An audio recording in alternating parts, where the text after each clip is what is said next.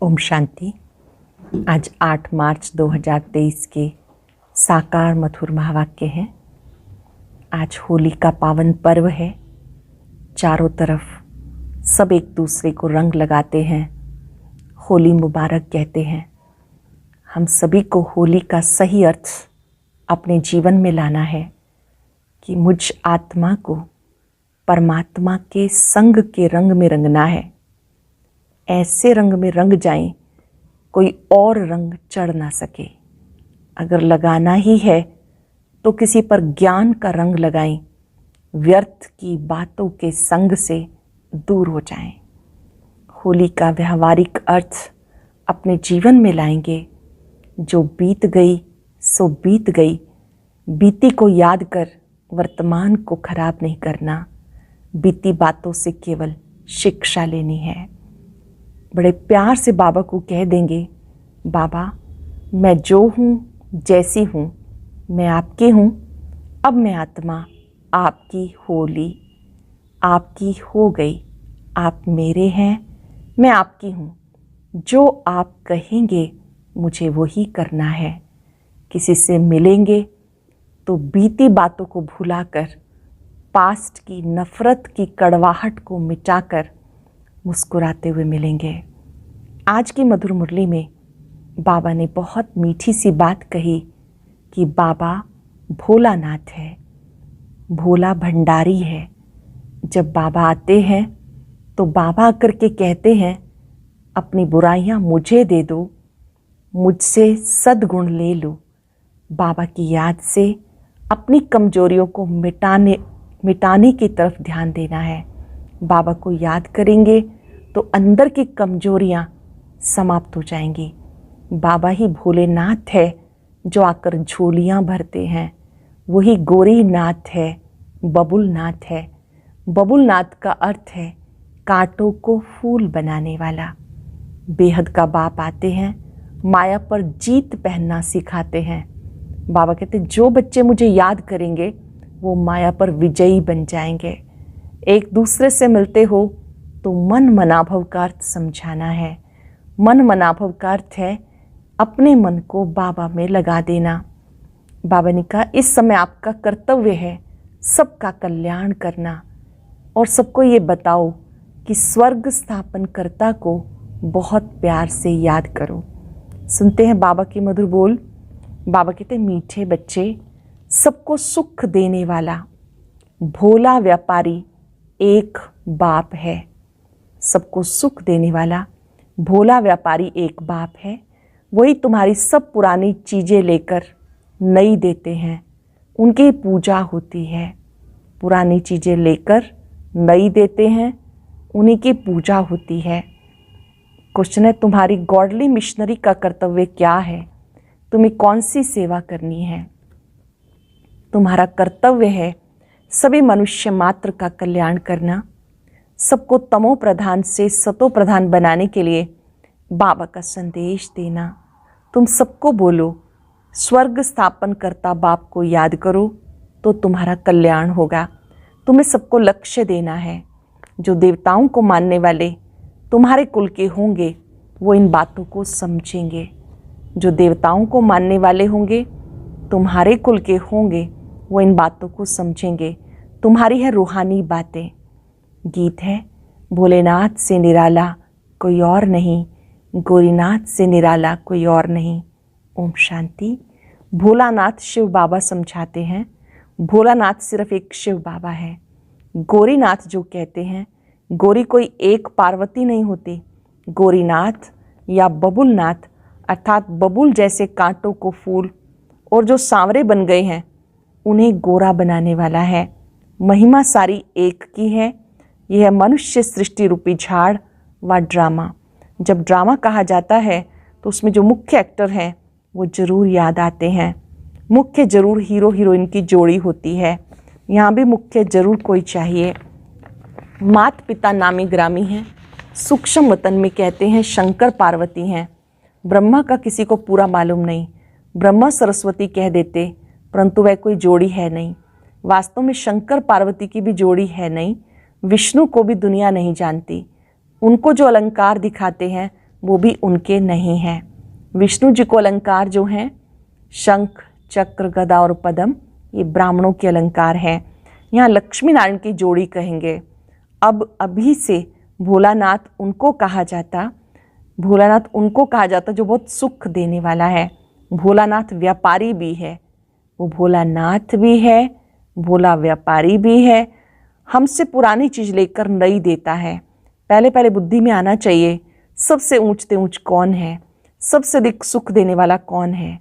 जो बहुतों को सुख देते हैं उनकी पूजा भी होती है। तो ये सब विचार सागर मंथन करने की बातें हैं। जो बहुतों को सुख देते हैं उनकी पूजा होती है। ये विचार सागर मंथन करने की बातें हैं। विचार सागर मंथन का नाम बहुत बाला है। तो विचार किया जाता मनुष्यों में ऊंचते ऊंचा लक्ष्मी नारायण। अच्छा, उन्होंने क्या सुख दिया जो मनुष्य उनका नाम लेते हैं या उनकी पूजा करते हैं? वास्तव में उन्होंने सुख तो कोई भी नहीं दिया। हाँ, वो सुख धाम के मालिक थे, परंतु उनको ऐसा बनाया किसने? इनके पहले वो कहाँ थे? अगर बाबा उनको ऐसा ना बनाता तो वे कहाँ होते? ये सब तो बच्चों को मालूम है। आत्मा तो कभी विनाश नहीं होती। उनको ऐसा काम किसने सिखाया जो इतना ऊंच बने? जरूर कोई शिक्षा मिली है। दुनिया नहीं जानती वह पास्ट में कौन थे। तुम अब जानते हो। लक्ष्मी नारायण 84 जन्म भोग अंत में ब्रह्मा सरस्वती बनते हैं। तो क्या लक्ष्मी नारायण की महिमा गाई जाए या उनको जो पुरुषार्थ कराने वाला है अथवा प्रारब्ध देने वाला है उनकी महिमा की जाए? कितनी गुह्य बातें हैं। समझाना है लक्ष्मी नारायण क्या करके गए। उनकी भी सारी राजधानी चली है, परंतु गायन सिर्फ एक का ही चला था। शंकराचार्य ने आकर सन्यासियों की रचना रची, फिर उनकी पालना भी की। फिर जब तमो प्रधान अवस्था को पाते हैं तो उन्हें सतो प्रधान कौन बनाए? माया ने सबको तमो प्रधान बनाया। लक्ष्मी नारायण जो सतो प्रधान थे, चक्र लगाकर तमो प्रधान में आते हैं। हर एक का ऐसे होता है, भले कितने भी बड़े मर्तबे वाला हो, सतो रजो तमो से हर एक को पास करना है। इस समय सब पतित हैं, तो तमो प्रधान दुनिया को फिर से सतो प्रधान कौन बनाए? पहले पहले सतो प्रधान सुख में आते हैं, फिर दुख में जाते हैं। ये राज अब तुम बच्चों को समझाया जाता। 84 जन्म लेना होता तो जरूर सतो प्रधान से तमो प्रधान बनना ही होगा। हर चीज सतो रजो तमो जरूर होती है। प्रिसेप्टर का भी ऐसे होता, वो भी अब तमो प्रधान है। जो धर्म पिताएं हैं वो भी आत्माएं जन्म पुनर्जन्म लेते सतो से तमो में आ जाती हैं। फिर भी अब सबसे ऊंचते ऊंच कौन है जो कभी भी तमो प्रधान नहीं बनता? अगर वो भी तमो प्रधान बन जाए तो उनको सतो प्रधान फिर कौन बनाए? फिर बलिहारी उनकी हो जाए। ऐसे से विचार सागर मंथन करने से दिल में जो पॉइंट जचती हैं, अच्छी लगती हैं तो सुनाई जाती हैं। भोलानाथ परम पिता परमात्मा ही सबका सदगति दाता है, सतो प्रधान बनाने वाला है।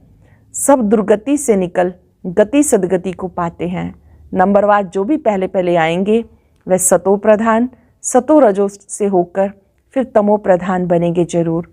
पहले पहले जब आत्मा नीचे आती है उनको सुख भोगना है, दुख भोग ना सके। मनुष्य पहचान नहीं सकते कि नया सोल है, इसलिए इतना सुख है, मान है। कोई भी आत्मा ऊपर से अवतरित होती है तो उसका बहुत मान होता है, बहुत सुख देती है वो आत्मा। अब सबकी तमो प्रधान अवस्था है। तत्व खानी आदि सब तमो प्रधान है। नई चीज़ें थी अब पुरानी हो गई। वहाँ का अनाज फल फूल आदि कैसे अच्छे होते हैं वो भी बच्चों को साक्षात्कार कराया हुआ है। सूक्ष्म वतन में बच्चियाँ जाती हैं, कहती है बाबा ने शूबी रस पिलाया। जरूर ऊंच बाप चीज़ भी ऊंची देते होंगे। बच्चों को बुद्धि में रहना चाहिए ऊंचते ऊंच एक भगवान ही है। ये बुद्धि में रहना चाहिए ऊंचते ऊंच एक भगवान है। याद भी सब उनको करते हैं। गॉड फादर कहते हैं, गॉड रहते हैं ऊपर में। आत्मा गॉड फादर को याद करती है, क्योंकि आत्मा को दुख है तो भोलानाथ बाप आकर फिर उसको सुख देते हैं, तो उनको क्यों नहीं याद करेंगे? आत्मा कहेगी हम शरीर के साथ जब दुखी होता हूँ तो बाप को बहुत याद करता हूँ। रावण दुश्मन दुख देते हैं तो बाप को याद करते हैं। दुख में हम सब आत्माएं परमात्मा को सिमरन करती हैं। फिर जब हम आत्मा स्वर्ग में रहती हैं तो बाप को याद नहीं करती। आत्मा कहती है बाप को ही पुकारेगी ना। मनुष्य तो उनका ऑक्यूपेशन बायोग्राफी कुछ नहीं जानते, ना ड्रामा का राज जानते, कैसे आत्मा चक्र में आती है। तुम बच्चे अब जानते हो माया रावण दुख देने वाले हैं। ये रावण राज्य शुरू हुआ द्वापर से, ये भी समझाना है, क्योंकि किसी को पता नहीं कि सबसे पुराना दुश्मन ये रावण है। उनके ही मत पर ये पार्टीशन आदि हुआ है। अब तुम बच्चे समझते हो हम श्रीमत से भारत को स्वर्ग बनाते हैं, वही सदगति दाता है। वो जब आए तब ब्रह्मा विष्णु शंकर से कार्य कराए। ऊंच ते ऊंच वो एक ही है, उनकी बायोग्राफी को कोई भी नहीं जानते। ये खेल ही ऐसा बना हुआ है। तो बाबा समझाते सबसे बड़ा दुश्मन रावण है, उस पर जीत पानी है। समझाते भी उनको हैं जिन्होंने कल्प पहले समझा था, वही आकर शूद्र से ब्राह्मण बनते हैं। विचार करो, सतयुग से त्रेता अंत तक कितनी संप्रदाय वृद्धि को पाती रहेगी। तो इतने सबको ज्ञान देने की सर्विस करनी है, इतने सब में ज्ञान का बीज भरना है। ज्ञान का विनाश तो नहीं होता, लड़ाई वालों का भी उद्धार करना है। हमारे दैवी संप्रदाय वाले जहाँ होंगे वो निकल आएंगे। उन लड़ाई करने वालों को कहा जाता जो युद्ध के मैदान में मरेंगे वो स्वर्ग में जाएंगे, परंतु उनके कहने से स्वर्ग में जा नहीं सकते जब तक तुम लक्ष्य न दो। लक्ष्य सिर्फ ब्राह्मण ही दे सकते हैं, मरना तो है ही। मुसलमान अल्लाह को याद करेंगे, सिख लोग गुरु नानक को याद करेंगे, परंतु स्वर्ग में थोड़े ही जा सकते हैं। स्वर्ग में जाना होता है संगम पर। तो इन लड़ाई आदि वालों को भी सिवाय तुम ब्राह्मणों के ये मंत्र कोई दे ना सके। स्वर्ग का मालिक बनाने वाला ऊंच ते ऊंच वो बाप है। ये तो ठीक है, भगवानुवाच युद्ध में मरने से स्वर्ग में जाएंगे, परंतु कौन से युद्ध? युद्ध है ही दो, एक है रूहानी, दूसरी है जिस्मानी। उन गोली चलाने वालों को तुम ज्ञान दे सकते हो। गीता में भी मन मना भव, अपने बाप और स्वर्ग को याद करो तो स्वर्ग में जाएंगे। जब संगम युग हो तभी तुम स्वर्ग में जा सकते हो। वो है जिस्मानी बातें, ये है रूहानी बातें। हमारी है माया पर जीत पाने की युद्ध। माया था 5 विकार। मरते समय मनुष्य को मंत्र दिया जाता, ये जाते ही है मरने के लिए, तो बाबा का संदेश देना है। एक दिन गवर्नमेंट भी तुम्हें कहेगी कि नॉलेज सबको दो, तुम हो गॉडली मिशनरी, तुम्हारा काम है बहुतों का कल्याण करना। बोलो भगवान को याद करो। अब स्वर्ग स्थापन हो रहा है तो सुनकर बहुत खुश होंगे। जो स्कूल के होंगे नहीं वो मानेंगे नहीं, जो होंगे वो ही मानेंगे। देवताओं को मानने वाले ही इन बातों को समझेंगे। तो सबका कल्याण करना है। बिगर बाप को याद करने के स्वर्ग में जा नहीं सकते। जब तक याद नहीं करेंगे स्वर्ग में जा नहीं सकते। स्वर्ग स्थापन करता बाप को जब याद करेंगे तभी कल्याण होगा। बाबा ने समझाया, लड़ाई वाले वो संस्कार ले जाते तो फिर लड़ाई में ही आ जाते। आत्मा संस्कार ले जाती है ना, स्वर्ग में तो जा ना सके। जो भारत की सेवा करते हैं उनको फल तो मिलना चाहिए ना, तो उनकी भी सर्विस करनी है। बड़ों बड़ों को समझाना है, तुम्हारा प्रभाव निकलेगा। जो भी देश के लिए लड़ाई लड़ते हैं, युद्ध के मैदान में हैं, उनको ज़रूर समझाना है, बाबा का संदेश देना है, बड़ों बड़ों को समझाना है, तुम्हारा प्रभाव निकलेगा। तुमको कहेंगे यहाँ के भाषण करो, जैसे मेजर ने बाबा को मंगाया, जहाँ तहाँ समझाने के लिए घुसना पड़ता। बड़े को समझाने से छोटे बहुत आते हैं, परंतु गुरु को तुम पहले समझाओ तो चेले लोग उनका माथा ही खराब कर देंगे, फिर उनको निकाल दूसरे को गद्दी दे देंगे, क्योंकि बिल्कुल नई बातें हैं। सारी दुनिया में एक भी मनुष्य गीता को पूरा समझते नहीं। कहते बरोबर रुद्र ज्ञान यज्ञ से विनाश ज्वाला प्रज्वलित हुई थी, फिर क्या हुआ ये नहीं जानते। मनुष्य कुछ भी नहीं जानते। इस समय सब तमो प्रधान है। क्रिश्चियन भी ये मानते हैं कि क्राइस्ट यहाँ बैगर रूप में है, फिर बैगर से अमीर कौन बनाए। सबका सदगति दाता एक ही परमात्मा है। तो तुम बच्चे अगर अच्छी रीति बैठ समझाओ तो बहुतों का कल्याण कर सकते हो। बाप स्वर्ग का रचयिता ही पतित पावन है, तो उनके श्रीमत पे चलना है। जो लायक होंगे वो ही निकलेंगे। जिनको स्वदर्शन चक्र का व मन मनाभव का अर्थ बुद्धि में है उन्हीं को ब्राह्मण कहेंगे। जो स्वदर्शन चक्र को जानते हैं, मन मनाभव का अर्थ बुद्धि में रखते हैं, वही ब्राह्मण है। ब्राह्मण बनने बिगर देवता नहीं बन सकते। प्रजा तो बहुत बननी है। त्रेता अंत तक जो आने वाले हैं उनको ये मंत्र मिलना है। तीर उनको ही लगेगा जो हमारे स्कूल का होगा। तुम्हारे तीर में अब जोहर भरता जाता, फिर पिछाड़ी में बहुत तीखे बाण लगेंगे। सन्यासियों को भी बाण लगे हैं ना, फिर समझा है कि बरोबर ये भगवान ही बाण मारते हैं। तुम्हारे ज्ञान बाण अब जोरदार रिफाइन बनते जाते हैं। मुख्य बाण एक ही है, मन मना भव। मुख्य बाण कौन सा है? मन मना भव। यथार्थ रीति समझाया, यही संगम युग है जहाँ से स्वर्ग जा सकेंगे। महाभारत लड़ाई भी सामने खड़ी है, वो भी युद्ध का मैदान है, ये भी युद्ध का मैदान है। माया पर जीत पाने में मेहनत लगती है। साधारण प्रजा भी बहुत बननी है। जो इस कुल में आने वाला नहीं होगा उनको याद ही नहीं पड़ेगा। जो इस कुल में आने वाला नहीं उन्हें याद भी नहीं पड़ेगा। सर्विस के लिए विचार सागर मंथन करते रहेंगे तो तुम्हें ज्ञान की पॉइंट्स आएंगी। उस युद्ध में भी विचार सागर मंथन चलेगा कि ऐसे करेंगे तो जीत पाएंगे। बुद्धि तो चलती है ना, प्रैक्टिस भी करते हैं। जब तीखे हो जाते तो मैदान पर लड़ने जाते। तुम्हारे पास बहुत ढेर आएंगे। भगवान के दर पर भक्तों की भीड़ होनी है। मच्छरों माफिक आएंगे। प्राइम मिनिस्टर व किंग क्वीन के आगे इतनी भीड़ नहीं होती। भगवान के पास भक्तों की भीड़ होगी, फिर उस भावना से आएंगे। कोई खराब विचार नहीं रहेगा। ये तो निराकार बाप है ना, तो समझ में आता भगवान के आगे भक्तों की भीड़ होनी चाहिए। आना भी सबको यहाँ पड़ेगा। यहाँ अपना जड़ यादगार एकदम एक्यूरेट है। शिव बाबा का भी चित्र है, जगत पिता जगत अम्बा भी है। ये अभी का तुम्हारा ग्रुप है शक्ति सेना का, ये ग्रुप है शक्ति सेना का। अच्छा, मीठे मीठे सिख हृदय बच्चों प्रति माता पिता बाप दादा का याद प्यार गुड मॉर्निंग। रूहानी बाप की रूहानी बच्चों को नमस्ते।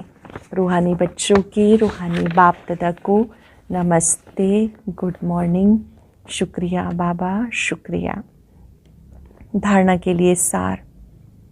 ब्राह्मण सो देवता बनने के लिए स्वदर्शन चक्र का और मन मनाभव का अर्थ बुद्धि में यथार्थ रीति रखना है।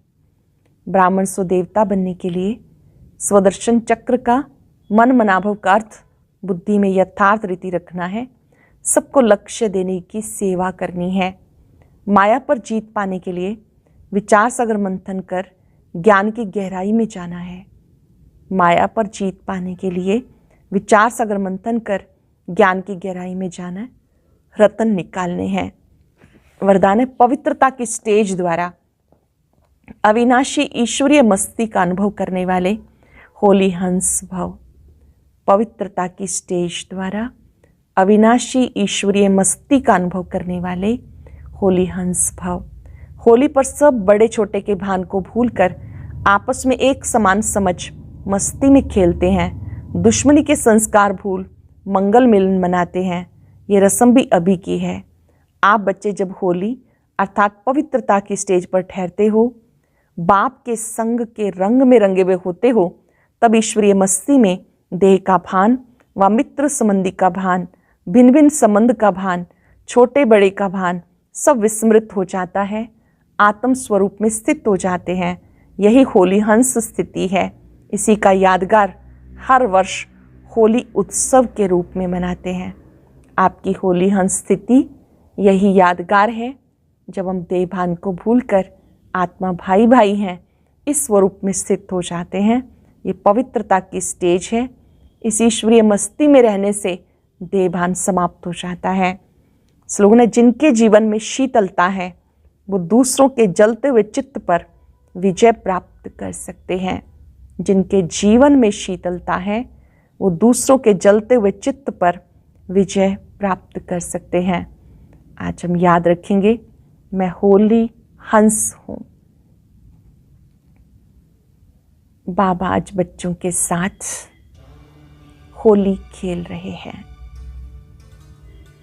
सूक्ष्म वतन में सुंदर दृश्य देखेंगे। ब्रह्मा बाबा की भ्रिकुटी में शिव बाबा चमक रहे हैं। बाबा के मस्तक से, नैनों से जो किरणें निकल रही हैं वो भिन्न भिन्न रंगों में बदल रही हैं। ये पवित्रता का रंग, शांति का रंग, शक्ति का रंग है। महसूस करें इन शक्तियों के रंग से मैं आत्मा रंगी जा रही हूं। मैं आत्मा परमात्म संग से होली बनती जा रही हूं। मैं होली हंस हूं। मुझसे ये प्रकाश दूर दूर तक फैल रहा है।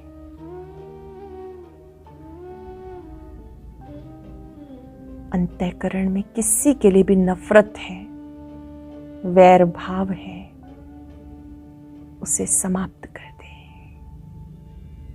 मंगल मिलन मनाएं। ये मन का मिलन है। व्यर्थ से मुक्त होकर मंगल मिलन मनाएं।